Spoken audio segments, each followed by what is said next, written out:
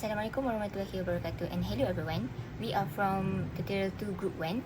We'll present a discussion question and also study case about chapter 6, which is planning and goal setting. My name is Nur Afrina binti Muhammad Shazri, and I'm going to discuss about question 1, which is why are formal plans generated? So actually, formal plans are generated because they help organization work in a more organized and effective way.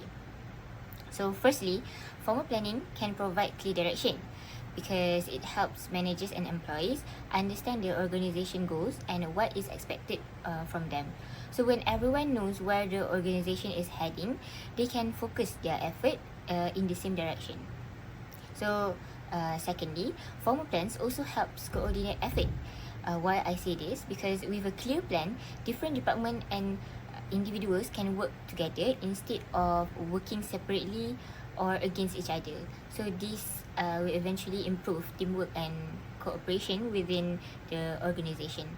So for the third, formal planning indeed reduce uncertainty because by planning ahead, managers can anticipate changes in the environment such as market or technological changes and prepare suitable responses. So this helps the organization adapt better to change. So let's move on to another reason. So next, formal plans also reduce waste and overlapping activities. It is because when tasks and responsibilities are clearly planned, it prevents duplication of work and also unnecessary use of resources. And this will make the organization more efficient. And also finally, formal planning also can set standard for control. Because plan can create clear goals and performance standard, so which allow managers to measure result and take corrective action if the organization is not meeting its objective. So in conclusion, formal plans are generated to ensure that organization stay focused, efficient, and prepared for future challenges. So this is all. Answer for question 1. Hi, I'm Puchinar Atika binti Ridwan. I'm going to talk about question 6.2, discuss why planning is beneficial.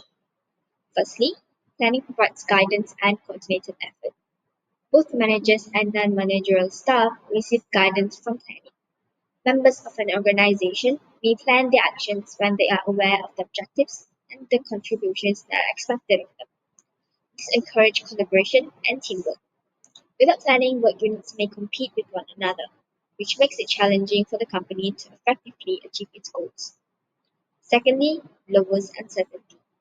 Planning helps lower uncertainty by making managers look ahead, anticipate change, and weigh its effects.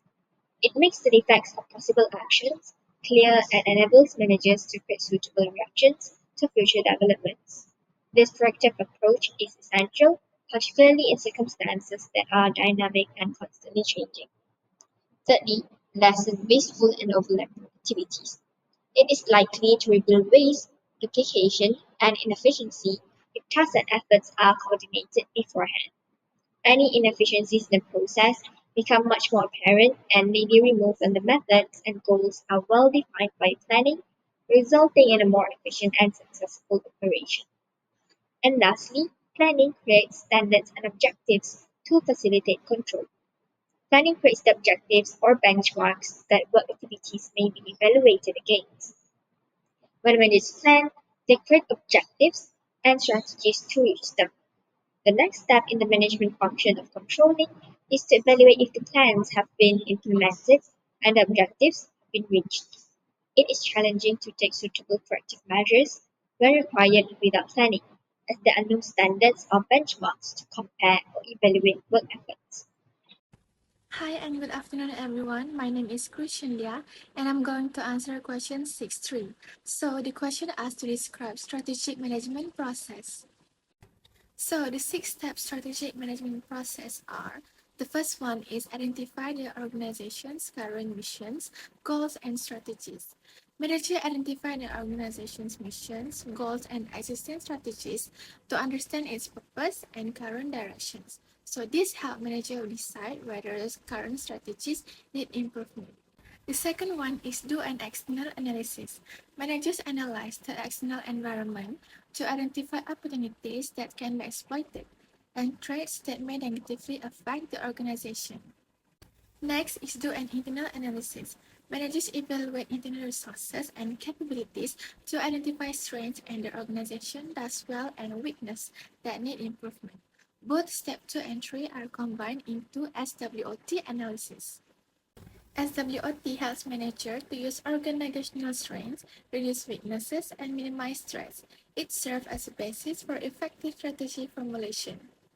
The fourth step is formulate strategies. Managers develop appropriate strategies based on SWOT analysis. Strategies are formulated at three levels, which are corporate strategy, competitive strategy, and functional strategy. Corporate strategy is decisions about the businesses the organization operates, while competitive strategy means how the organization competes in the market.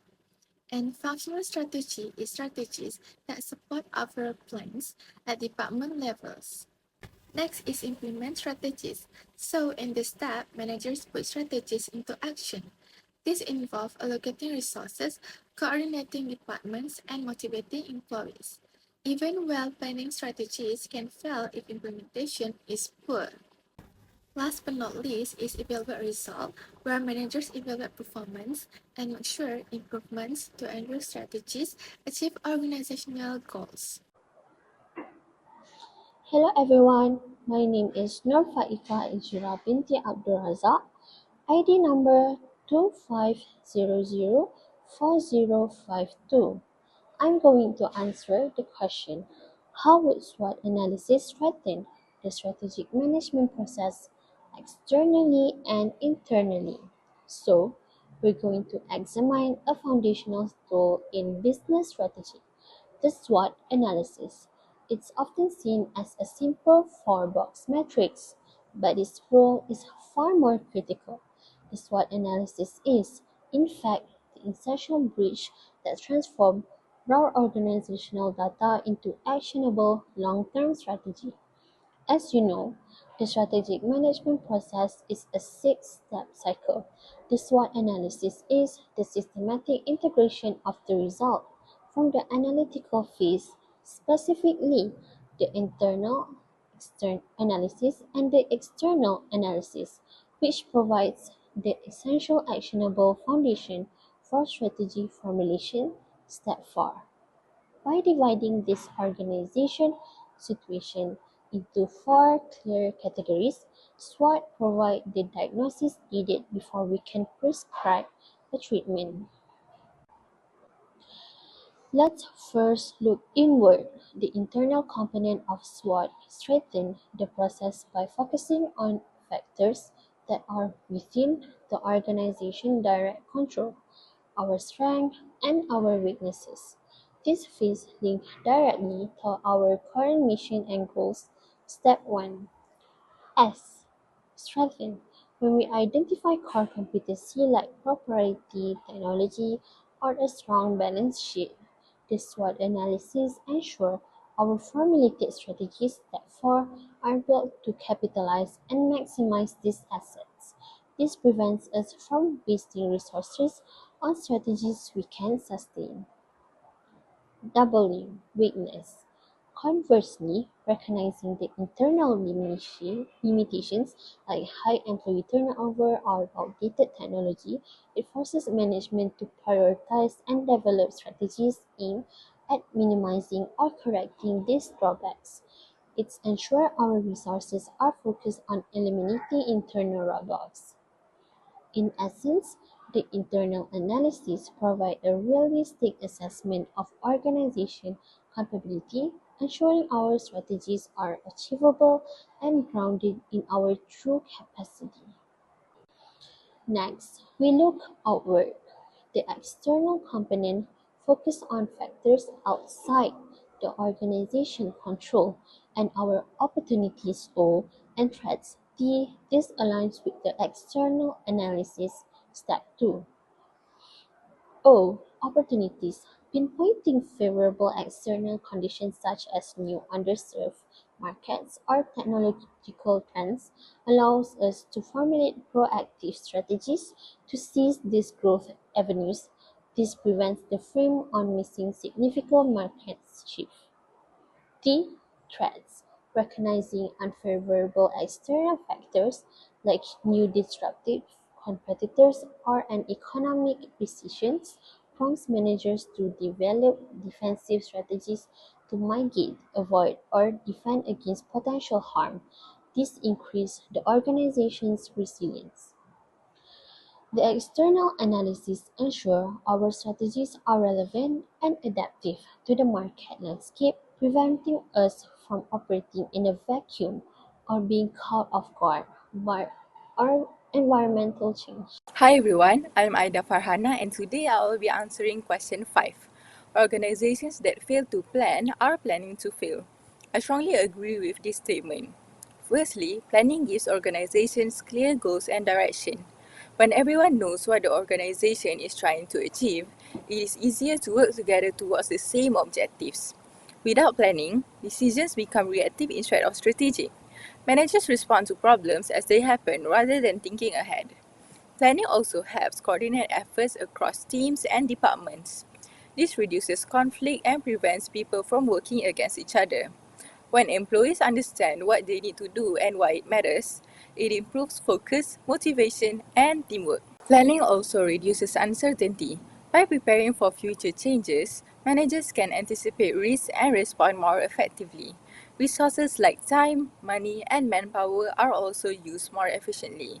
Planning helps avoid overlapping work, waste, and unnecessary costs. Clear plans make it easier to track performance and maintain control. Goals as standards to measure progress and fix problems when they arise. Finally, plans can be adjusted when conditions change.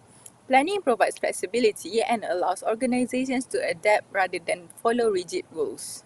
Hi, my name is Aman Noval, and now I will be talking about case application 1 summary. Primark takes on Burberry and Alexander McQueen. So in this case, it talks about how Primark disrupt the fashion industry and compete with luxury brands like Burberry by doing the exact opposite, which is spend zero on advertising and refuses to sell online to keep the price rock bottom. So the first point is value proposition. Primark competes directly with high-end designer labels by offering fast fashion clothing at significantly lower value-based price. Next, rapid expansion. Starting as Penny's in Dublin in 1969, the brand has aggressively expanded across Europe and into the US, boasting nearly 300 stores. Next, employee centricity. The company is a highly sought-after employer, offering competitive salary structures and encouraging staff to set personal goals to drive the business forward. Next, specialized training.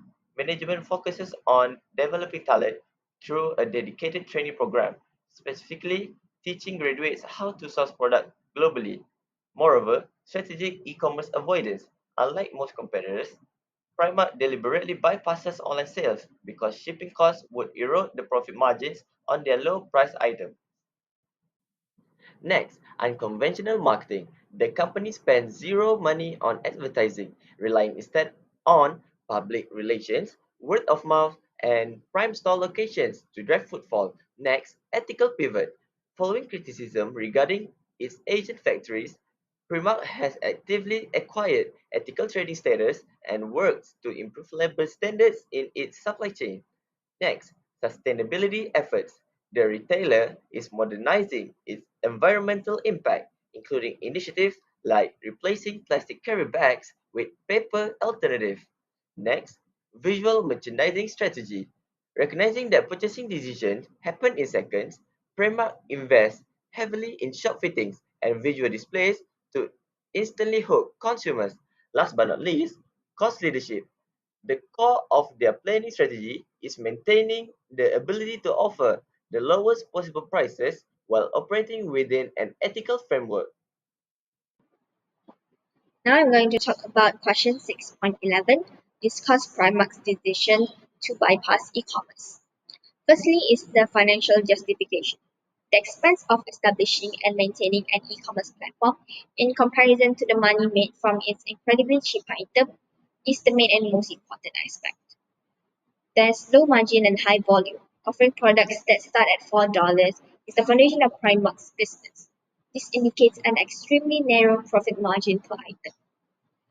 There's also required sales scale according to the tax and e-commerce operations enormous number of sales will be required to offset the setup costs. For example, the website creation, warehousing, fulfillment, shipping, and returns processing, etc. Given the extremely low pricing approach, the financial modeling made it abundantly evident that the number of online sales needed to cover the significant administrative expenditures was not feasible nor financially sustainable. Secondly, compliance to core business strategy. The whole planning process of Primark is focused on the ability to offer fast fashion products at the lowest possible price. Absence of advertising, the company's choice to forego advertising further demonstrates its dedication to drastic cost cutting. Their financial approach would be squarely at odds with the substantial digital advertising and marketing costs required to operate an e-commerce site. Next, pay attention to the store experience. Primark focused their strategy and investment on the in-person shopping experience by issuing e-commerce. This comprises of key store, strategic positioning, layout, visual merchandising, and shop fittings. This emphasis makes sure that the discovery of 70% of a customer's decisions are made in 3 seconds at the point of sale, making sure the physical setting is immediately alluring to anticipate customers. Thirdly, taking advantage of physical presence and impulsive purchase. Primark's distinctive product line, fast moving, trend driven, and extremely affordable, is best utilized in a physical setting, encouraging impulsive purchases. There's this treasure hunt experience. Primark's absence of an online catalog turns a trip there into a treasure hunt, transiting buyers to return often to view the newest styles, which increase in-store sales. There's also elevated basket value. A low price shop must use this tactic since once a buyer enters the store, they are more likely to purchase several inexpensive things, raising the overall transaction value. And lastly, limited involvement of third parties. Primark makes a little strategic concession to the digital world by dealing with online retailers such as eBay, Amazon, and ASOS, but not running its own website. Because of this, Primark is able to measure demand and make some online sales without having to deal with the enormous financial and logistical strain of running and maintaining its own extensive e-commerce supply chain. Hi and good afternoon again, everyone. Now I'm going to talk about the differences of Primark's marketing from that of other retailers. So for advertising, Primark does not advertise through TV, social media, or paid online ads. Primark relies on word of mouth, public relations, and store visibility. Primark save marketing costs to keep prices extremely low, while other retailers, they spend heavily on advertising, influencer marketing, and digital campaigns. For online presence, Primark has no e-commerce website, focuses entirely on in-store shopping experiences, while other retailers use strong online stores and apps such as online sales, flash sales, and delivery services. Primark competes using cost leadership at very low prices, rather than other retailers that use premium pricing, such as luxury brands or mid-range pricing. For store layout and visual merchandising, Primark focus on eye-catching store layouts, emphasize impulse buying, which customer will decide within seconds, rather than other retailers rely more on branding and online visual store experience support brand's image rather than volume sales. And the last one, for brand positioning, Primark positions itself as fashionable but affordable. Its targets also price-sensitive customers, while other retailers, such as luxury brands, focus on exclusivity and status. So that's all from me. Thank you. Hi, my name is Miftah Fatiha and I will answer question number 16. So the question is, provide examples of fast fashion chains in your country and how would they cope with competition from an expanding retailer like Primark? So here are 3 examples of fast fashion chains in my country, which are H&M, Cotton On, and also Uniqlo. H&M is a well-known global fast fashion retailer offering trending clothing at affordable prices, while Cotton On is an Australian brand that offers casual, trending, and also affordable clothing that popular especially among youth and young adults. Lastly, Uniqlo. Uniqlo is slightly different from a typical fast fashion and more toward essential basics. Next, how would they cope with competition from an expanding retailer like Prima? So, firstly, embrace online and digital interaction. For example, e-commerce and in-store experience. As for the in-store experience, the company can transform physical stores into experience hubs for social shopping, inspiration, and also brand loyalty. Secondly, innovate on product and value. For example, the company can offer a high quality basics with tech fabrics. Lastly, strategic pricing and also promotion. For instance, the company can make a loyalty program. By then, they will have like a customer that will always come back to buy their product.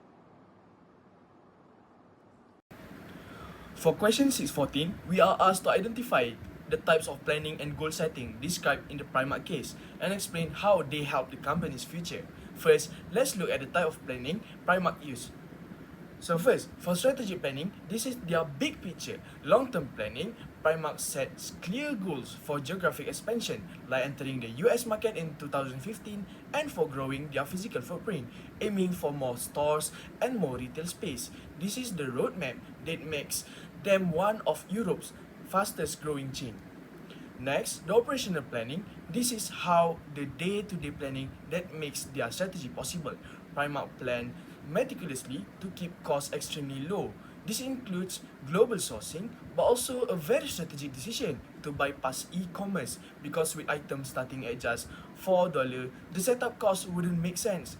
Their planning focuses on the in-store experience layout, visual merchandising to hook customers in the crucial 3 seconds at the point of sale.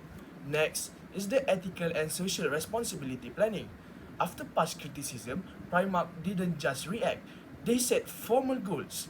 They joined the Ethical Trading Initiative, set target to improve wages and condition in their supply chains, and plan to switch to paper bags. This is proactive planning to manage their reputation and align with modern values. Next, it is human resource planning. Primark plan for talent. They encourage employees to set personal goals, run sought-after training program like the management training program, and plan to hire the brightest individual. This isn't accidental. It is a plan to build a strong, motivated workforce. And lastly, the marketing planning. Their marketing plan is deliberately unconventional. While others spend on ads and online campaign, Primark's plan is based on zero advertising. They rely on word of mouth, public relation, and strategic store location. This is a calculated planning choice that differentiate them and save immense costs. Now, how does this planning help Primark's future? First, it ensures control and sustainable expansion. Their strategic geographic goals prevent half-asset growth. Next, it protects their core business model. By avoiding costly e-commerce and advertising, their operational planning safeguard the low cost structure that allows for ultra-low prices. Next, it features proof their brand. Ethical planning builds long-term consumer trust and protects against scandals, which is crucial for global retailers. Next, it builds organizational strength. HR training creates a pipeline of skilled, loyal managers who can lead future stores and regions. Finally, it creates a unique market position. Their combined planning result in a distinct identity, a fast fashion giant that is ethical, in-store focused, and incredibly cost efficient. This clear identity is the strongest tool for facing future competition. So now I will be talking about case application 2 summary, Tesco from a grocery store to an empire. In this case, it highlights how Tesco went from a single store to a global empire. It signifies the importance of strategy, whereby how over-ambitious expansion nearly destroyed them and a back-to-basic plan strives them. To start, humble beginnings to giant.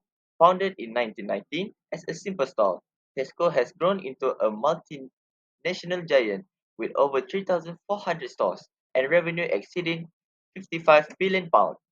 Secondly, aggressive acquisition. A key part of Tesco's growth strategy has been buying out competitors. such as the massive purchase of 850 trust and safety convenience stores. Third, data-driven customization. Tesco uses a rigorous intelligence system to analyze customer data, allowing them to tailor product offerings to specific demographics effectively. Next, broad product segmentation. The retailer captures the whole market by offering tiered product lines under one roof, ranging from value items for the budget conscious to finance for premium shoppers. Next, business diversification. Beyond groceries, Tesco has successfully expanded into varied sectors, including petrol stations, banking, electronics, and early adoption of e-commerce. Next, strategic overreach. In 2014, the company suffered a historic loss, blamed on overambitious international expansion that distracted them from their core local market. Next, competitive pressure. The rise of low-cost discount chains like Aldi and Lidl put severe pressure on Tesco, forcing them to reevaluate their pricing and strategy. Next, restructuring and recovery. To survive, Tesco implemented cost-cutting measures, mass layoffs, and sold off underperforming sectors to refocus the business. Next, renewed profitability. The turnaround strategy worked. By improving customer service and pricing, the company returned to significant profit growth by 2018. And lastly, wholesale expansion. Solidifying its recovery, Tesco recently acquired the Booker Group, the UK's largest food wholesaler, to further increase its market dominance. Hi everyone, I'm Nailina and I will be presenting case application 2 which focuses on Tesco from a grocery store to an empire.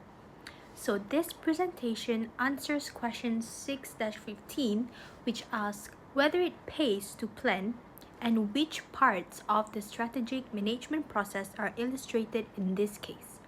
So, based on what we have read, yes, it clearly pays to plan. Tesco's success did not happen by chance. Through long-term and careful planning, Tesco grew from a single grocery stall into a multinational company. Planning allowed Tesco to expand aggressively through acquisitions, use data analytics to customize products and improve customer experience, and diversify into banking, petrol, electronics, and e-commerce. Even when Tesco faced major losses, planning helped the company restructure, refocus, and return to profitability. This shows that planning helps businesses remain competitive, adapt to change, and sustain long-term success. This case also clearly illustrates the strategic management process. First, we have environmental scanning. Environmental scanning is where Tesco analyzed the market, customers, and competitors to identify opportunities and challenges. Second, we have strategy formulation, where Tesco decided its goals and direction, including expansion, diversification, and product segmentation. Third is strategic implementation, where Tesco carried out these plans by acquiring other businesses, managing resources effectively, and improving operations. Finally, a strategic evaluation can be seen when Tesco reviewed its performance, identified weaknesses after losses, and made improvements to regain profitability. So, in conclusion, case application 2 clearly demonstrates that planning pays off and that all stages of the strategic management process played an important role in achieving long-term business success. That is all from me. Thank you. So for question 616, the question is, based on what you have read in the chapter, which strategic weapons is Tesco relying on here? Firstly, I would say cost leadership. Cost leadership, which means low cost strategy. These methods help attract price-sensitive customers and also help Tesco to protect its large market share in highly competitive grocery industry. Secondly, data analytics and business intelligence. Tesco uses an intelligence system to understand customer needs and also choose the best store location. This data also allow Tesco to make smarter decisions, reduce risk, and tailor offerings more effectively than competitors. Next, market segmentation and product differentiation. Tesco offers multiple product range under one roof. This allows Tesco to serve different income groups simultaneously and also increasing the customer reach and loyalty. Lastly, e-commerce and online pricing. Tesco launched an e-commerce website in 2000 and serving over 500,000 online customers weekly. This method provides a convenience and also create a competitive advantage over retailers with weaker digital performance. Now we move on to question 17. So the question asks, do you believe gathering information is important for Tesco to win markets? Why or why not? Okay, so in my opinion, yes, I do believe that gathering information is important for Tesco to win markets. Why? Because it helps Tesco to plan effectively using that information. As we know, Tesco operates in a highly competitive retail environment. Thus, planning without current and accurate information would lower the ability for them to grow. Now I will explain further why Tesco need to gather information to win the markets. So first of all, it helps them to understand their customer needs. According to the case, customer became more selective and continuous low prices were putting pressures onto their profits. So by using the information, they identified a preferred product, services and store formats. Then they expand into non-food items, online retailing, and convenience store to help them better meet their customer expectations. Secondly, they gather the information to respond better to their competitors. Tesco faced a strong competition from a low-cost retailers such as Aldi and Lidl. They analyze the information, then they introduce a cost-cutting measures, reduce the prices, and implement a new strategies to regain their market share. And lastly, they use the information to improve their performance and efficiency. They identified weak performing stores, improve their internal processes, and reduce the operational costs. So this enable them to plan more effectively and focus on area that need an improvement. So in conclusion, by gathering information, it helps Tesco to win their markets as it helps them to understand the customer needs, respond better to their competitors, and improve their performance and efficiency. Question 618. How do you describe Tesco's renewal strategy? Would you change anything about it? Tesco's renewal strategy can be described as a turnaround strategy, which was adopted after the company reported a £6.4 billion loss in 2014. This loss showed that Tesco was experiencing a serious decline in performance and needed immediate corrective action. The main objective of Tesco's renewal strategy was to reverse declining performance and restore profitability. To achieve this, Tesco focused strongly on cost reduction. This includes significant layoffs and tighter control over operating expenses to improve efficiency and reduce financial pressure. In addition, Tesco sold or shut down underperforming businesses, both locally and internationally. These actions help eliminate unprofitable operations and allow management to concentrate resources on areas that deliver better returns. At the same time, Tesco refocused its strategy on the UK grocery business, which represents its core market and strongest competitive position. Tesco also responded to increasing competition from low-cost retailers such as Aldi and Lidl. To remain competitive, the company improved customer service in its stores and reviewed its pricing strategy to offer better values to customers. As a result of this combined action, Tesco was able to stabilize its operation, rebuild customer confidence, and return to profitability, reporting stronger growth and improved financial performance. Overall, Tesco's renewal strategy was effective and appropriate for the challenges the company was facing. However, I would suggest some refinements to strengthen long-term performance rather than changing the strategy completely. First, although cost-cutting was necessary, Tesco should maintain a better balance between cost savings and employee morale.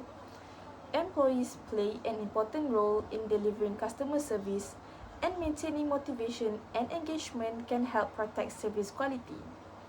Second, Tesco could further enhance its use of digital tools and customers' data to strengthen customer loyalty and provide more personalized shopping experience. This will help Tesco build stronger relationships with customers beyond price competition. Third, Tesco should be more cautious with future expansion, focusing only on markets where there is a strong strategic fit. This would reduce the risk of repeating mistakes from over-ambitious expansion. Finally, instead of competing mainly on price, Tesco should increase long-term differentiation through quality and sustainability, which can create a more sustainable competitive advantage.